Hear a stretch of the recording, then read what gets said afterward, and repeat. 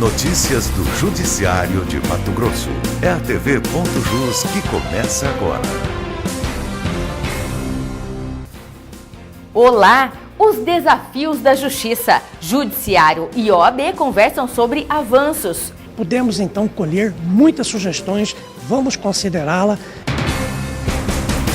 E tem ainda como a legislação brasileira tem acompanhado as mudanças nas relações de famílias. Agora na TV.jus.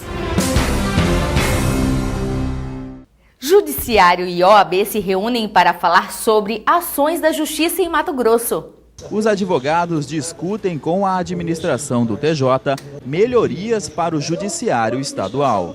As reuniões quase que mensais, com presidentes de subseções e advogados do interior têm sido realizadas e dali algumas soluções ainda que paliativas têm saído, como contratação de estagiários, enfim, a busca pela melhoria dos serviços judiciários tem tido a participação efetiva da OAB. Foi uma oportunidade que tivemos representante das subseções de todas as comarcas do estado de Mato Grosso.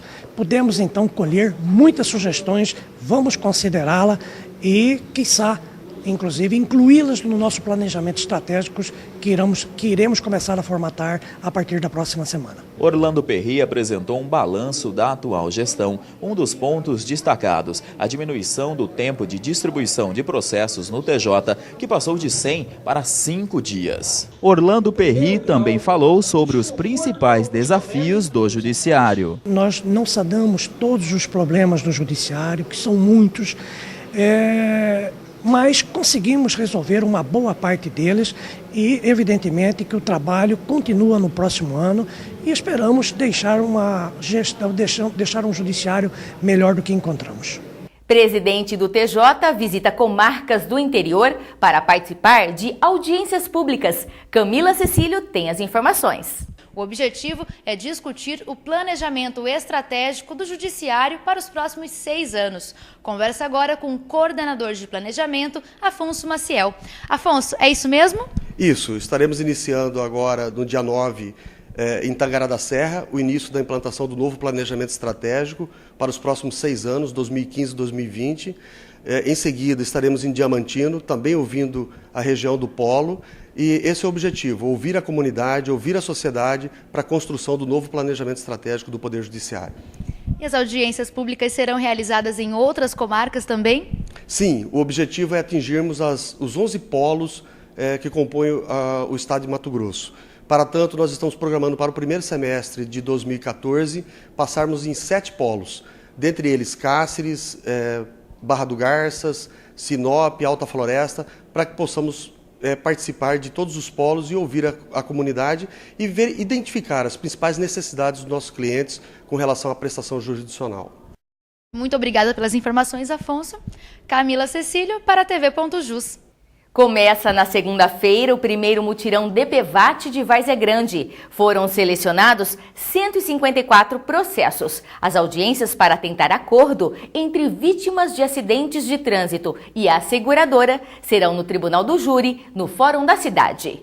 Depois do intervalo, um bate-papo sobre união estável, divórcio e legislação. É com Janã Pinheiro.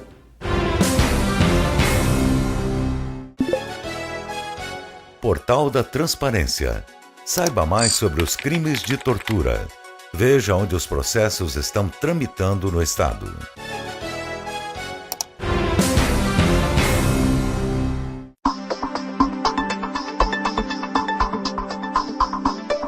A família moderna não se restringe mais apenas a laços de sangue.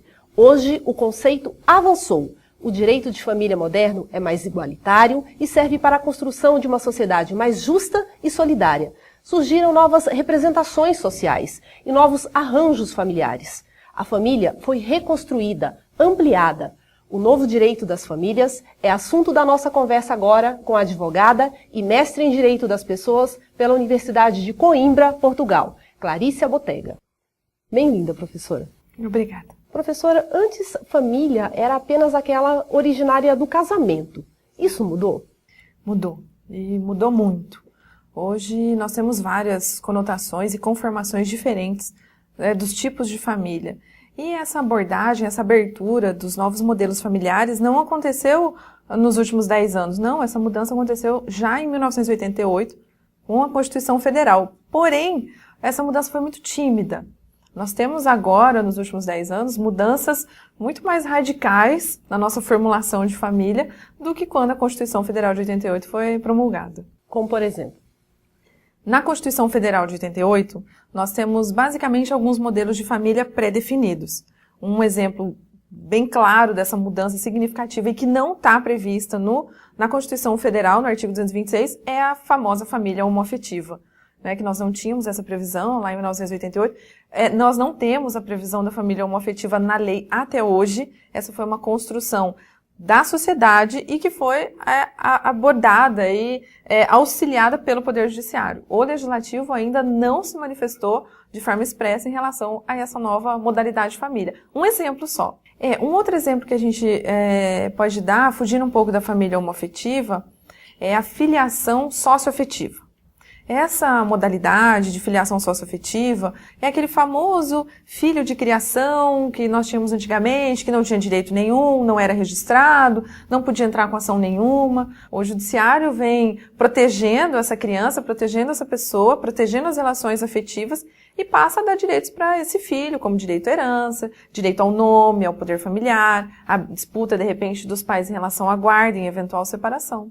Então, temos muitas mudanças aí no nosso novo direito das famílias. Com essas mudanças ficou mais fácil também no caso do casamento, para uma dissolução do casamento? Sim, uma outra grande mudança é a dissolução do casamento. Nós vínhamos aí de um sistema que nós chamávamos de sistema dualista, que eram 2 etapas para a dissolução do casamento. Você tinha que passar pela etapa da separação judicial, de 1977 para cá, né? E aí o divórcio. Hoje, o meio de dissolução do casamento é o divórcio, direto, sem precisar de prazo nenhum. Ok, professora. Nós vamos agora para um pequeno intervalo e nós voltamos já já. Aguarde. Núcleo de Conciliação do Tribunal de Justiça de Mato Grosso. Fale conosco.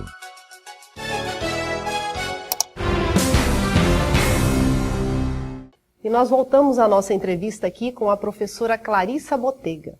Professora, com relação ao Código Civil de 2002, ele trouxe inovações significativas ou ele apenas veio reforçar algo que já era real? Na verdade, o nosso Código Civil atual, chamado de Código Civil de 2002, é um projeto da década de 70.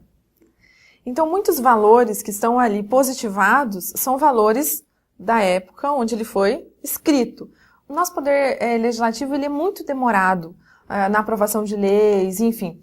Temos algumas mudanças bem interessantes. Por exemplo, no projeto original do novo Código Civil, não existia união estável. A união estável não fazia parte do projeto. Então, ele trouxe várias inovações. Por exemplo, união estável. Na questão da filiação, tem algo bem interessante, que é a reprodução assistida, que no projeto original não havia nenhuma informação, nenhuma referência, e quando o projeto foi aprovado, trouxe essa referência. Então, assim, união estável, a questão da reprodução assistida, são novidades que foram introduzidas no Código Civil novo, mas temos muitos artigos bem ultrapassados. A legislação, então, ela não acompanha todas essas dinâmicas, né, professor? Não, principalmente no direito de família.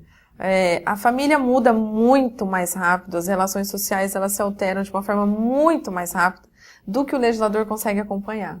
Então, a dinâmica das relações familiares deixou o direito mais flexível. Sim, na verdade até nós temos vários exemplos aí do Poder Judiciário avançando sobre o Legislativo, criando soluções jurídicas para situações que não estão previstas no Código Civil. Professora, e a população consegue acompanhar todas essas mudanças? Não consegue. Não consegue por quê? Porque as relações sociais elas são muito dinâmicas. Então, nem mesmo o legislador consegue acompanhar essa evolução. O que acontece? O Poder Judiciário acaba acolhendo essas situações e tentando dar uma solução jurídica. Porque o Poder Judiciário não pode deixar de fora a apreciação de qualquer causa, né? Então, um exemplo disso, muito claro, é a questão da união estável. Nós tivemos no nosso ordenamento jurídico uma lei que dizia que para a caracterização, reconhecimento da união estável e a concessão de direitos para os companheiros, teria que ficar provado no processo com filhos comuns dessas pessoas, que essa união estável tinha mais de 2 anos de duração. E se não tivesse filhos comuns, tinha que ficar aprovado 5 anos de convivência. O que acontece? Essa lei já não está mais em vigor. Esse aspecto dessa lei, inclusive, foi uma discussão da inconstitucionalidade desses prazos. Por quê? Porque na Constituição Federal a união estável não tem prazo. Muitas pessoas me perguntam hoje, olha, eu vivo união estável há 1 ano, 1 ano e meio. Será que eu já consigo provar isso em juízo? Não tem mais prazo. União estável não tem prazo. Não existe prazo previsto em lei. É só a convivência, e se nós formos aprofundar um pouquinho mais no código, a convivência tem que ser pública, contínua, duradoura e com o objetivo de constituir família. Preencheu esses 4 requisitos, é a união estável, independente do tempo. Mesmo se essas pessoas não morem junto. Então, essa é uma curiosidade. Não há exigência legal de viver debaixo do mesmo teto. Muita gente também pergunta isso, olha, eu preciso viver junto? Não, não preciso viver junto. Ok, professora, eu quero agradecer a sua presença aqui para este bate-papo. Obrigada, Janã, pelo convite e fico à disposição de vocês para esclarecer qualquer outro tipo de dúvida em relação a esse novo direito que a gente chama agora de direito das famílias. E nós ficamos por aqui. Tenham todos uma ótima semana.